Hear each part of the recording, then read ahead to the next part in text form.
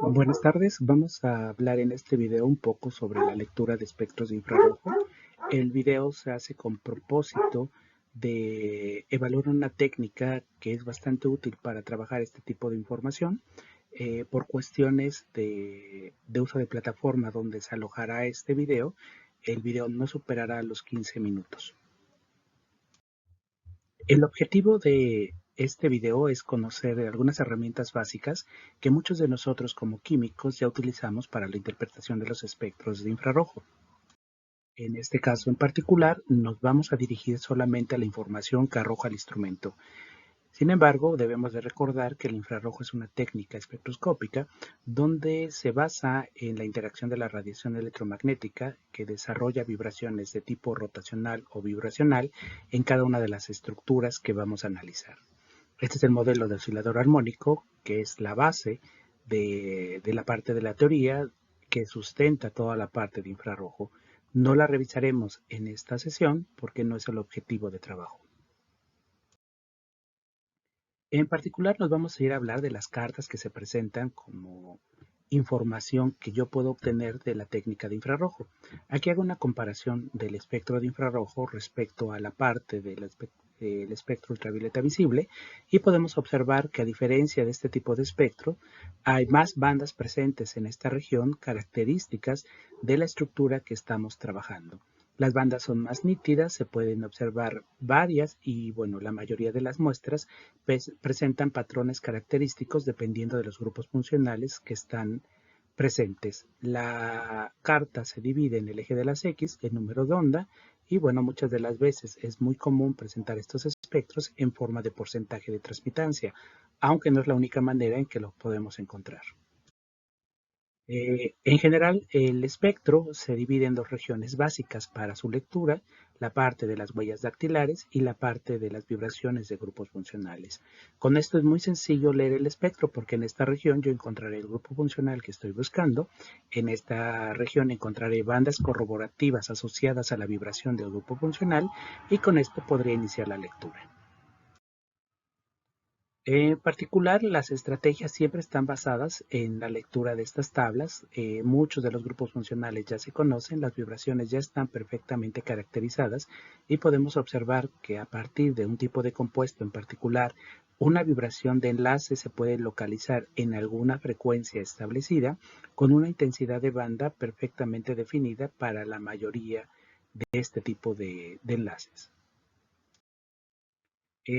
La propuesta de lectura para los espectros de infrarrojo eh, que se encuentra en la literatura y que me pareció muy interesante discutir el día de hoy es del Journal Chemical Education del 2010 del autor Bennett Jacqueline, donde podemos observar que la propuesta de ella es muy interesante para la gente que está empezando con esta técnica. En este caso se trata de localizar las familias o grupos de familias que corresponden al mismo grupo funcional, localizar sus espectros dentro de la información que nos presenta el autor, establecer comparaciones de estos espectros en la misma familia y por último vaciar en una tabla la información referente a la posición de esos grupos o señales que se caracterizan para el grupo funcional. Iniciamos el proceso dentro de esta tabla que nos presenta el autor.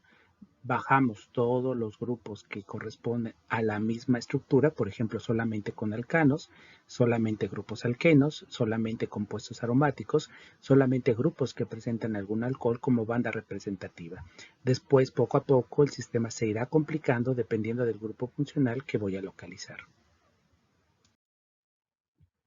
Empezamos con los alcanos. Como podíamos observar, el espectro corre de 4000 a 400. Tengo el espectro en transmitancia y puedo ver que las vibraciones que se encuentran para el ciclo hexano están localizadas en la zona de 2900, 2852. Hay bandas en la parte de huellas dactilares en 1450 y algunas pequeñas asociadas en esta región. El objeto de este estudio es localizar el grupo funcional y sus bandas corroborativas que se asocian directamente a este grupo funcional. Si ya localicé un ciclohexano en la parte de los alcanos, podríamos revisar otros elementos, en este caso isoctano, ver que las regiones son correspondientes a la información que estoy buscando. Puedo ver la parte de las huellas dactilares, bandas que se asemejan a lo encontrado previamente y así continuar con cada uno de estos espectros. En este caso está el pentano, vuelvo a referirme a estas señales, tanto para el grupo funcional como la zona de huellas dactilares, y después hacer una comparación. Cuando yo traslapo los tres espectros, de esta manera puedo observar que existe una similitud entre las bandas que se están presentando dentro de las mismas regiones de trabajo. Si yo lo traslapo de esta forma, puedo observar que existe un conjunto de señales que caracterizan a la presencia del grupo funcional en la región antes de 3000, la banda que se repite es la de 4000, de 1450, 1462 y 1469. Con esto yo podría localizar las señales que caracterizan la presencia de un grupo funcional, en este caso de los alcanos. Bajo a la tabla, vacío la información y una vez que tengo la información puedo seguir trabajando con los demás espectros. En este caso, los aromáticos y los alifáticos, me parece interesante colocarlos en este punto porque va a haber una nueva región de separación. La región de 3000, antes de 3000 saldrán bandas carbono-hidrógeno tipo sp3 para la parte de la vibración. En el caso de los compuestos aromáticos, después de 3000, aparecen menos nítidas las bandas que corresponden a carbono-hidrógeno tipo sp2 y es una región importante porque la mayoría de los compuestos que presentan grupos funcionales están soportados sobre un compuesto alifático o sobre un compuesto aromático. Eh, Igual que le hice en la parte anterior del Canos, puedo tomar todos los aromáticos, revisar minuciosamente cada uno de sus espectros, generar comparaciones, localizar las bandas que me interesan y irlas desplazando hacia la tabla de abajo. Para el caso de alquenos, también es importante localizar estas regiones.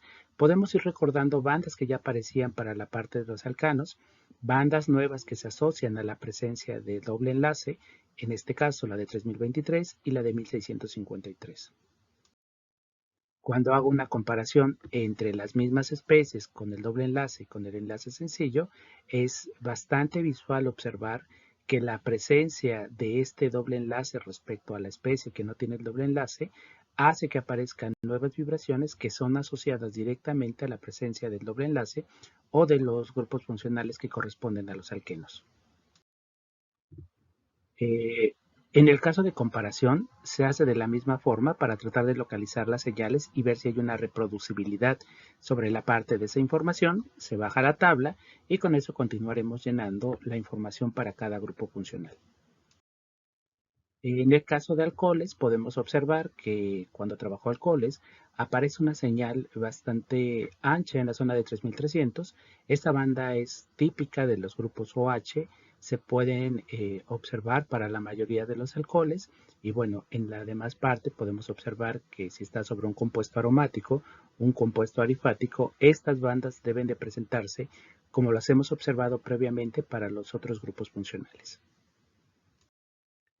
Cuando analizo todos los alcoholes, puedo observar la banda de la huella corroborativa en la parte de las huellas digitales, en la parte de grupos funcionales, la banda en 3300, que es una banda ancha que se asocia para cada grupo OH, que se presenta tanto para alcoholes alifáticos como alcoholes, como el alcohol bencílico o el ciclohexanol. Termino por llenar mi tabla. Mi tabla es bastante informativa respecto a lo que yo logro observar para este tipo de compuestos y puedo ver que ya estoy viendo una forma característica, posición en términos de la intensidad de la banda o del ancho de la banda, que me indica de alguna manera qué es lo que yo puedo esperar de esos grupos funcionales en la carta de infrarrojo. Lo puedo hacer, por ejemplo, para compuestos de cetona, hago la misma metodología. Para aldehídos también ocurre lo mismo, puedo hacer un análisis de estas bandas de vibración y localizarlas fácilmente. Para ácidos carboxílicos también sucede lo mismo, hay bandas importantes de caracterización que voy a ir llenando poco a poco. Y por último, llenaré mi tabla con esa información.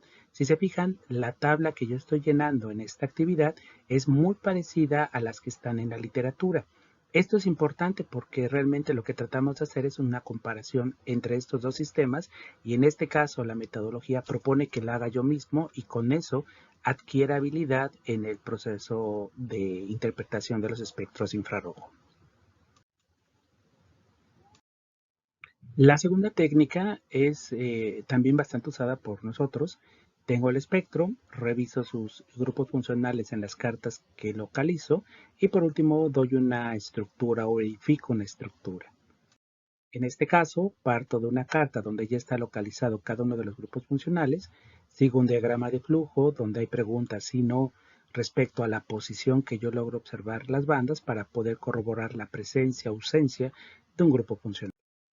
Una vez que ya tengo esta tabla, bueno, puedo hacer la determinación, por ejemplo, de aminas. Y no solo eso, puedo determinar si es una amina primaria, secundaria, terciaria, a partir de las bandas que yo espero localizar de acuerdo a la información que se determina dentro de este espectro. En la parte comparativa de sustancias, lo puedo hacer para sustancias reales. En este caso es la cafeína anhidra, de acuerdo al autor. Sin embargo, logro observar esta banda ancha que es característica de la hidratación de este tipo de compuestos. Otro elemento de trabajo sería la parte de la base de datos del equipo, donde puedo observar que estos espectros pueden compararse directamente con los que yo obtengo y puedo observar que esta banda no aparece en el espectro en rojo. Eso me corrobora la presencia de hidratación en el compuesto que estoy trabajando. Igual se hace para fármacos, se localiza cada uno de los grupos funcionales y se obtiene respuesta de la estructura que yo estoy buscando. Sigo algunos puntos claves. Por ejemplo, interpretar espectros debe de ser siempre de buena calidad. Debo de tener conocimiento de la muestra, mucha información de dónde viene, cuáles son las posibles interferencias y si no, utilizar elementos como espectroscopías alternas para alimentar la información y hacer un claro análisis sobre los grupos funcionales que logro localizar. Tengo que saber cómo se mide el espectro, si se aplica algún algoritmo, porque este puede ocultar bandas que no necesariamente no son útiles y pueden dar mucha información. Debo de leer primero las interferencias como dióxido de carbono o agua, que son características de estos espectros. Y por último, algunos pasos importantes que hay que trabajar para la lectura de estos espectros. Al final es una parte de aprendizaje donde estamos viendo que yo puedo seguirla sin ningún problema, pero la parte importante, si yo tengo conflictos en hacer la lectura del espectro y ya busqué información adicional, es más fácil buscar ayuda con los expertos, cuestionarnos la información y bueno, simplemente retroalimentar esa información sobre la parte de la cualificación de los espectros de infrarrojo. En conclusión, la lectura de este tipo de espectros es muy sencilla, pero necesitamos desarrollar la habilidad ya que podemos tener sistemas tan simples como en el caso del ciclohexano, hasta sistemas tan complejos como los ácidos carboxílicos. Sin embargo, podemos tener combinaciones de más de un grupo funcional, que es cuando es muy interesante hacer este tipo de lecturas. Estas son unas páginas, algunas referencias útiles que ustedes podrían utilizar para localizar más información de espectros, algunas cartas que podrían tomar como reto para poder analizarlas fácilmente. Y bueno, la parte más importante de este tipo de metodologías es la práctica. Nosotros tenemos que estar practicando mucho la interpretación de espectros para poder hacer la parte de experiencia y poder localizar fácilmente como químicos algún grupo funcional de manera muy sencilla. El objetivo de este video era revisar estas dos metodologías, espero haya quedado claro. Nos queda a nosotros hacer la determinación para generar experiencia en esa metodología y bueno, con esto concluyo esta parte del espectro. Muchas gracias por su atención y espero sea útil la información que estamos presentando. Gracias.